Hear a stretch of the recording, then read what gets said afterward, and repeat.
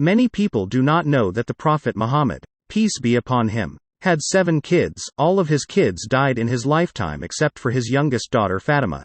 Here is a brief bio of each one in chronological order. Qasim. He was the Prophet's first child.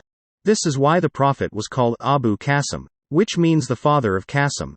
He died before revelation started coming down to the Prophet Muhammad. Qasim died when he was 2 years old. Zainab. She was his second child and the oldest daughter. She married and bore a son named Ali and a daughter named Umama. Her daughter used to sit on the Prophet's lap during prayer. Ruqayya. She was his third child and was married to her cousin Atba, the son of the Prophet's uncle and archenemy Abu Lahab. After the Prophet started preaching the message of Islam, Abu Lahab told his son to either divorce Ruqayya or he will never speak to him again. His son obliged to his father's request. She was then married off to Uthman ibn Affan and migrated with him to Abyssinia. She gave birth to a boy named Abdullah who died when he was 6 years old in Medina. She died right after the victory of Badr. Kulthum. She was his 4th child and was married to Uthman ibn Affan as well after her sister's death.